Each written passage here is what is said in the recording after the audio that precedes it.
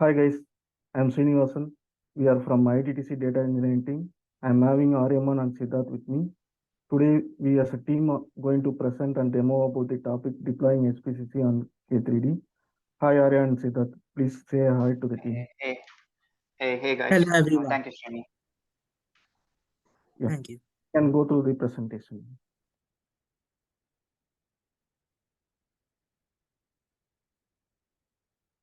Yes, this is the agenda that we are going to follow today. We'll be going through the current HPCC deployments, also taking through the new proposed system of deploying HPCC using K3D. Following with the list of concepts and components utilized in the new system, it will be explained by Sidharth.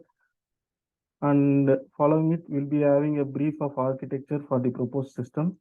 And we'll also be explaining the open source software that has been utilized for this deployment. And we also going to show a working demo of the proposed system. And finally, we'll be explaining the benefit and scope of the proposed deployment. Okay. Now I will take to the steps that we are following for the current deployment of the training clusters. Currently, the deployment for HPCC cluster for training purpose was done in two ways. Either we have to download the HPCC virtual box image from HPCC portal and run it through the virtual machine softwares like VBox or VMware in the user system. The other way is to have a common training HPCC cluster for a group of team installed either in an on-premise environment or cloud environment. Regarding the proposed system, we are proposing to deploy HPCC system locally on a K3D lightweight version of Kubernetes. Essentially, what happens is our HPC system is packaged along with the various components and available as containers. Kubernetes then spin up these containers to create a cluster where HPCC can then be deployed, giving the end user HPCC locally deployed on their machine.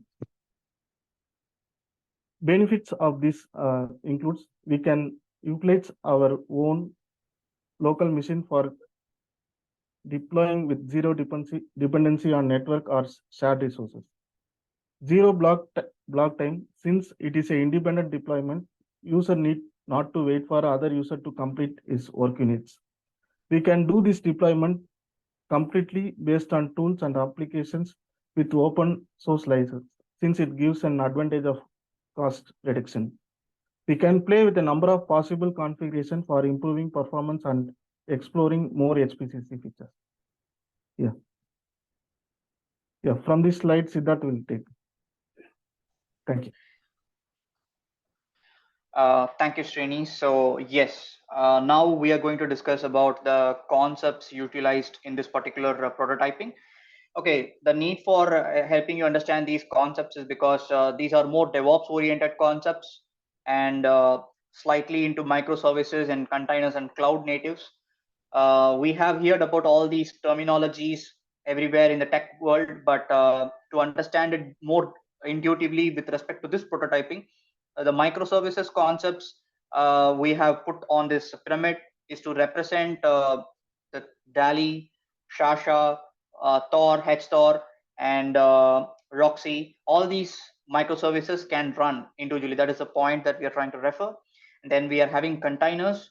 We are containerizing each of them to maintain a redundancy of the same, say, for example, image. Because containers deals with images. We are writing everything on your image oriented format using a YAML file, and each of these images like HPCC image, everything sits as a container, and these containers run on the Kubernetes clusters and to produce the required result. So, okay, coming back to the microservices containers, the reason why we selected these two as the main components, like as a process components when we are doing this particular prototyping, is because of the redundancy and their fault tolerance, and they well communicate and interact between these smaller services even in a standalone structure. Next slide, please. So Yes, of course. We have robust automation techniques that can be applied on these microservices using specific commands, command line terminals, and then the how much ever frequently you change the infrastructure, it is not going to be impacted. So it is ideally, it might seem immutable, but at the same time, it is you can change as many things as you want internally for the convenience and efficiency. Next slide, please. Yes, so the most awaited point, architecture and deployment. We have seen what we have utilized, but now we are going to integrate them with the architecture. As I said, let's go in deep with the mic cluster pod. This portion actually is what the microservices sit, and they have been kept into a pod, and that pod is sitting within a mic cluster. That is a cluster that we have created for this particular demo session as well. So this particular cluster is the one that actually is going to process or do the HPCC work for us. And we have K3D cluster, which actually holds this mic cluster. And then yeah, a persistent component with a volume compute storage has been given in the form of PV and PVC. And then from PV and PVC, we take it to the storage. This storage is totally independent storage. Even if you dissolve this entire cluster, the storage is going to exist. So the C drive storage, as mentioned on the architecture, uh, will also have all these drop zone HPCC data queries. Whatever you actually do with the data processing will go and sit there as a data set. And to instruct your K3D cluster, we have used Helm here. The Helm is a kind of a tool. It is a kind of a package manager which has the capacity to give instruction, or it helps us the Kubernetes to uh, uh, schedule. It helps us to delete, install, and update all the required packages for running the cluster and the application itself.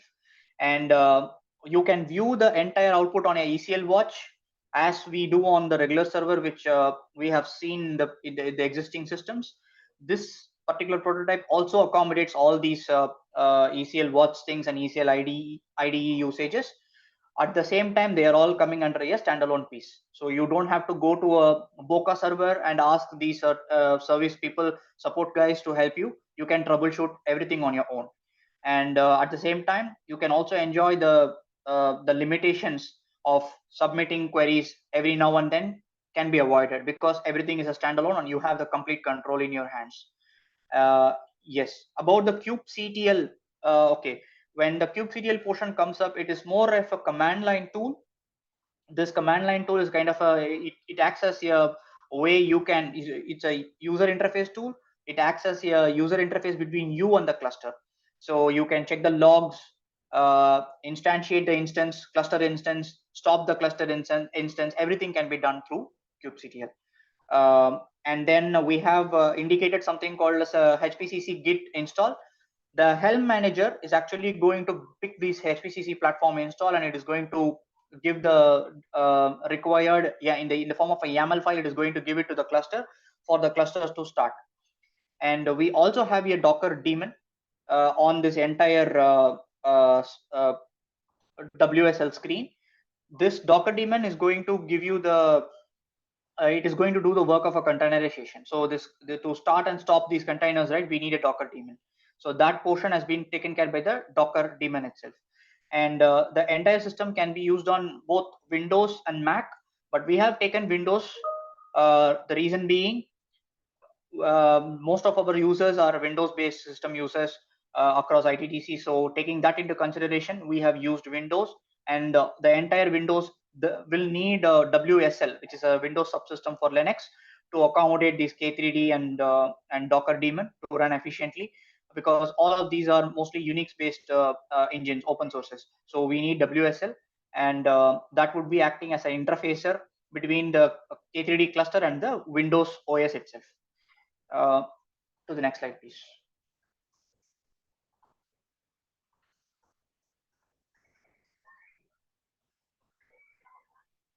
Yeah.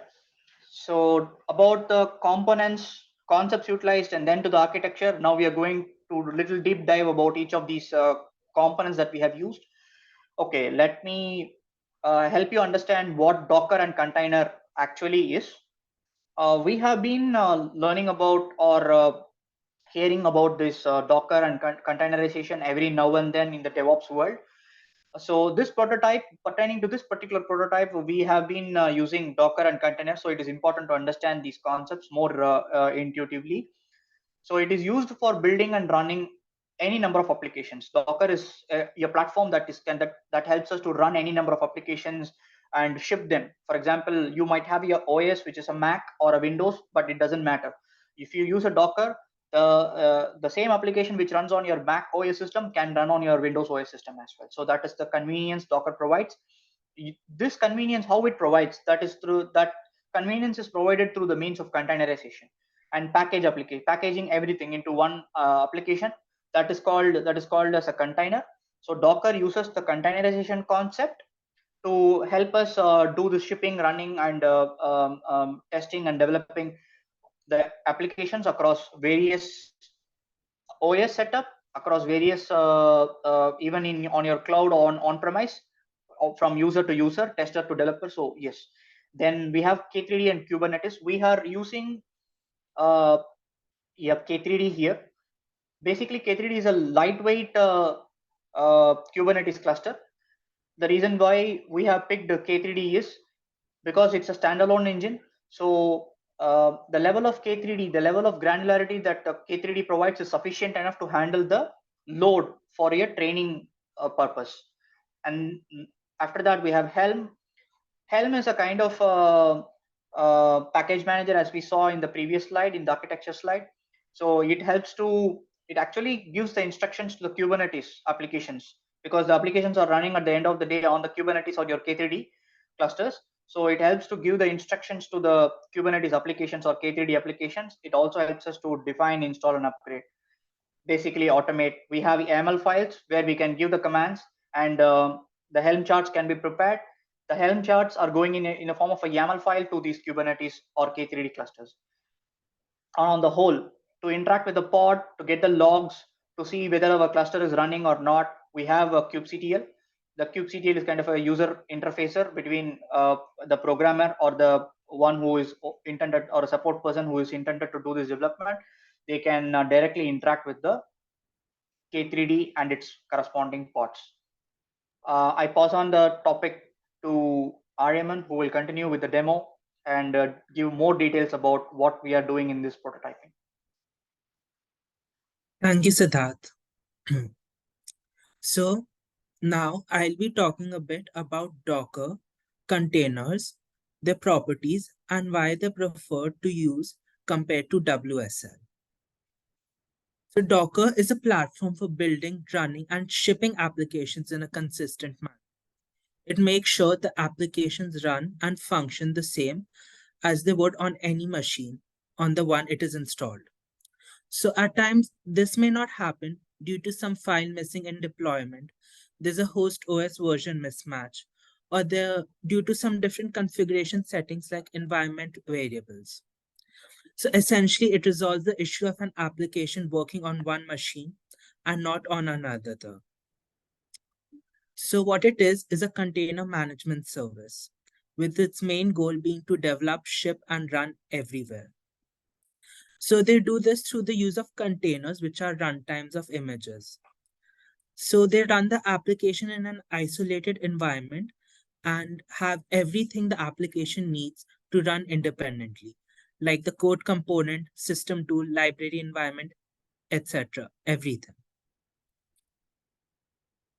So besides being isolated, which gives us some fault tolerance, as if a component is running, so if we have the HPCC system and it has many services of its components running as microservices, if one of those containers fail, it can individually be restarted without bringing down the whole application to a halt.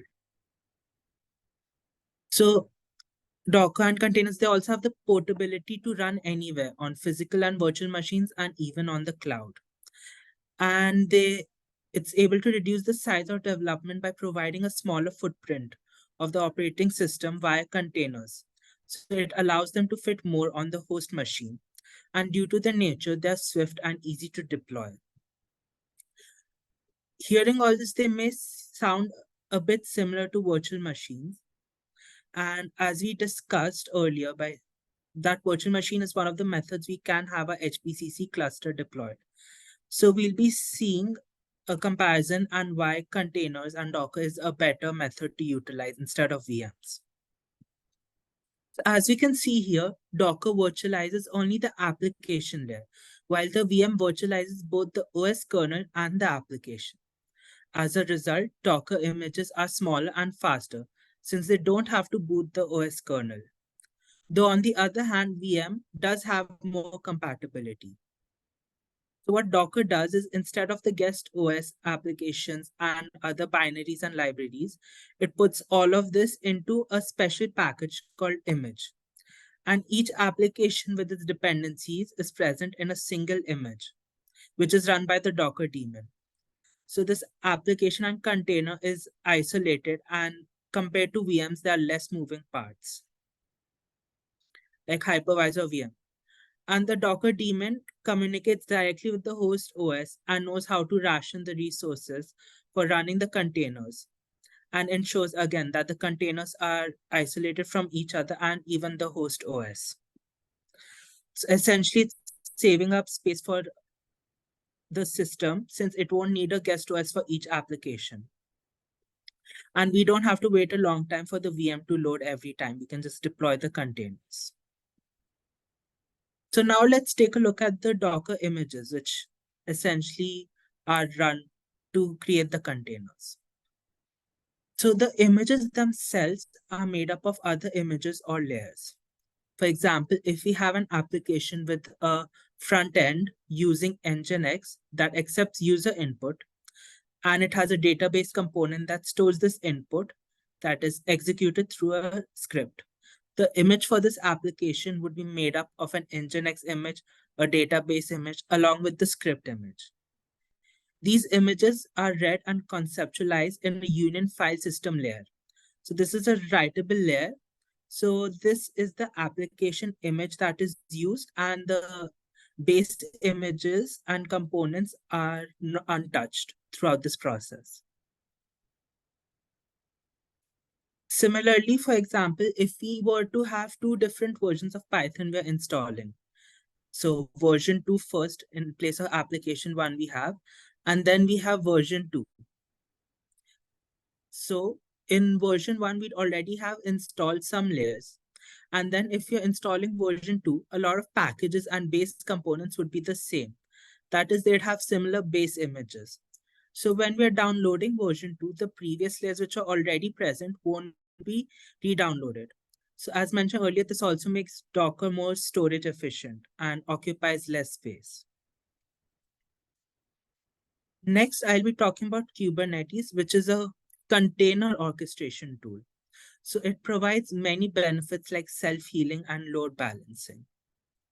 So we'll be looking a bit at the architecture of Kubernetes to understand a few of its benefits. So first we have the worker node. Within it, we have a container runtime, which is the Docker, as you can see in the bottom left over here. So this is the container runtime. This is what runs the containers. Then we have kubelet, which interfaces with the runtime, Docker in this case, and the node itself. So the job of the kubelet is to actually start these pods and containers and assign resources to containers. So there can be multiple worker nodes which run other pods, containers, and there can be replicas to these worker nodes also. So what are pods essentially? They're the smallest deployable unit of computing that can be created and managed by Kubernetes. So it's basically a group of one or more containers with shared storage, network resources, and other specification. So a pod application would have many different containers that make up the application and come under that umbrella in this example. So how does communication between these applications occur? So this occurs through services. Now they're sort of like load balancers that catch the request for individual pods. So for example, if our application wants to send a request to the database, it'll ensure that the request goes to the correct pod and it forwards this request to them.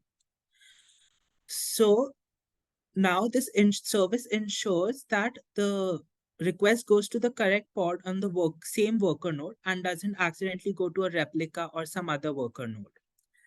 So the process responsible for this forwarding of requests from services to pods is kubeproxy. So kubeproxy is in charge of this, and it has intelligent forwarding logic. Now we'll take a look at the masternode architecture. On the left of the screen we have. So we have an API server that allows us to interact with the cluster. So it's a cluster gateway essentially. The next component is we have our scheduler. So if a request is sent to the API to schedule a new pod, the scheduler gets this request and it decides on which node in the cluster the pod should be scheduled. And then kubelet later ensures that these pods are created in the worker node. Then we have a controller manager. So this detects the state change in our cluster.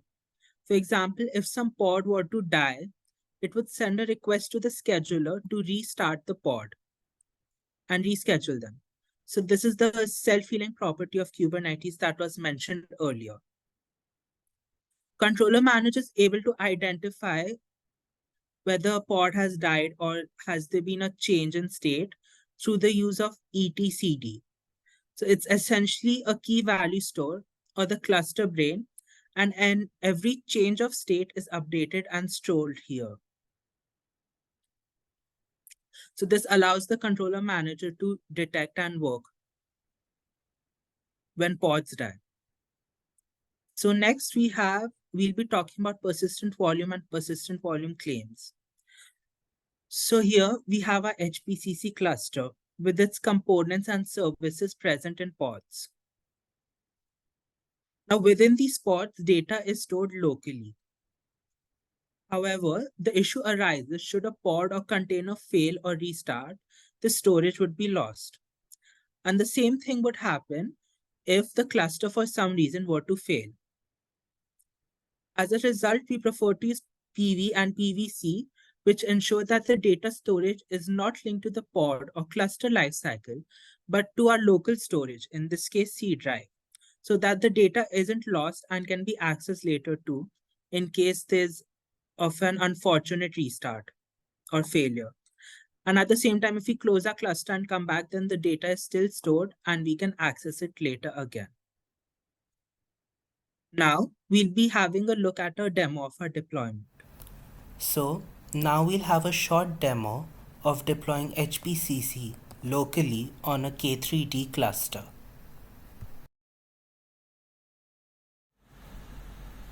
So, now we'll look at our first step, which is creating our folders for local storage on the C drive. As we can see, there's no folder in the C drive, so we'll be running a few commands to create them. After executing them, we can see that we've made an empty location for our local storage. Now, we'll move on to our next step, which is the installation of WSL. So, we'll be installing Ubuntu version 20 or later. Having installed it, we just need to enter a username and password. So now we successfully set up our WSL. We'll want to make sure that Ubuntu is set as the default WSL option and that it is version 2. Here we are making a small change so we don't have to enter the password we created every time we use the sudo command. Now we'll be installing Docker daemon as an alternative to the Docker desktop. What we're doing is essentially setting up a repository and then installing the Docker engine.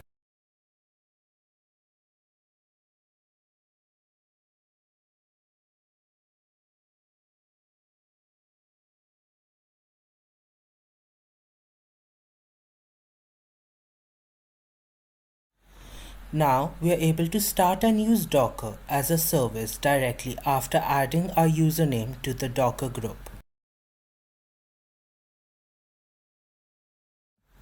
We'll now install kubectl, our CLI tool that can interact with the Kubernetes cluster.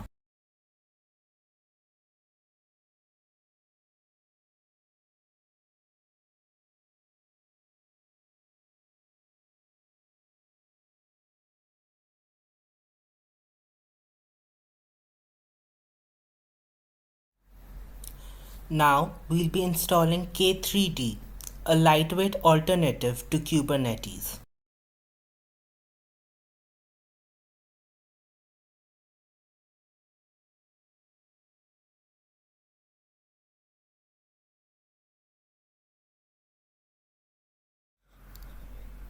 Now we install Helm. So Helm is basically used to deploy packaged applications to Kubernetes and structures them into charts. So the charts will contain all the pre-configured application resources along with all the versions into one easily manageable package. So basically what Helm does is streamlines installing, upgrading, fetching dependencies, and configuring deployments on Kubernetes with simple command line interface commands. So basically the software packages that need to be used are found in repositories or are created. Now we'll be starting up our K3D cluster. We'll be mounting the volume so it recognizes our local storage as well as expose the port for later use on the local machine.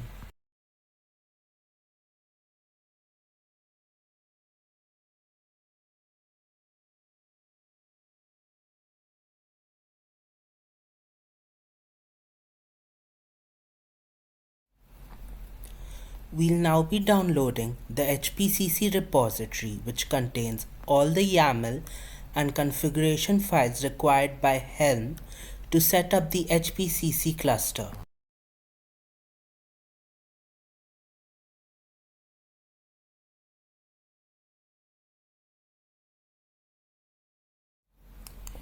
Now we'll set up the persistent volume and persistent volume claims, which will ensure that our HPCC cluster uses the local storage set up on C drive.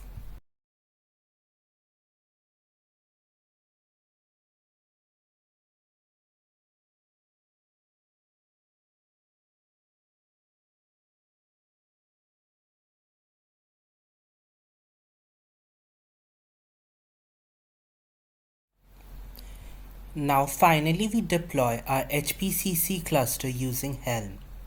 We will see that the various components and services which constitute HPCC systems will be set up as pods, and once all the pods are up and running, we'll have our HPCC system locally deployed on the machine.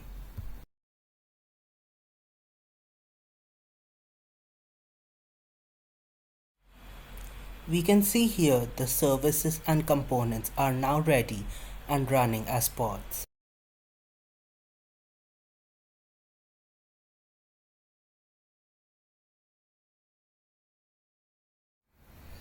Looking at the services available, we can see ECL Watch is now available at port 8010.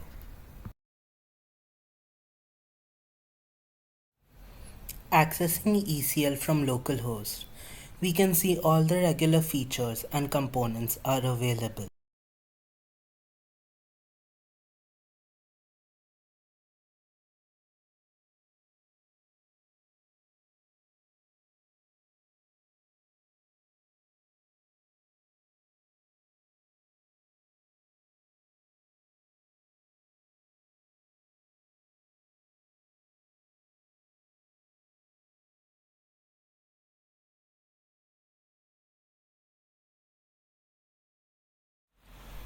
We are also able to access the clusters and write code using the ECL IDE by using localhost as the server instead of the regular training IP.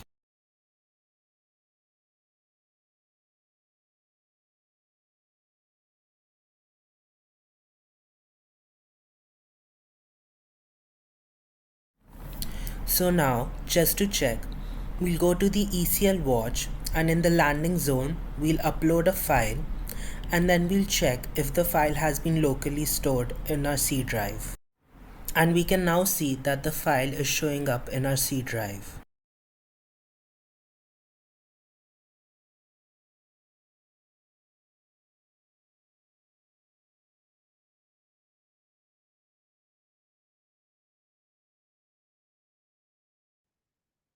So now let's discuss a few future possibilities of this setup and how we can take it forward.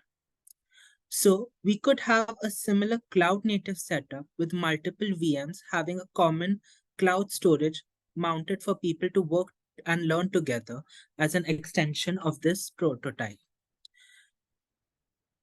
Benefit-wise, through these deployment, we've managed to remove the Docker desktop associated costs.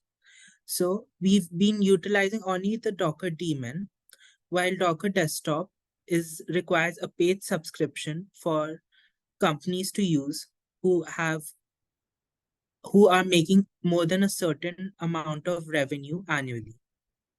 We've given the user more configuration power, so they're able to use their own external storage device. And if they want, they can even configure HPCC to be deployed as a Thor or Roxie only cluster. So they're able to learn and experiment more with the cluster itself. While we've also removed the need for having a server and a maintenance team and the associated costs with it. This concludes our presentation on deploying HPCC locally on a K3D cluster. Thank you, everyone.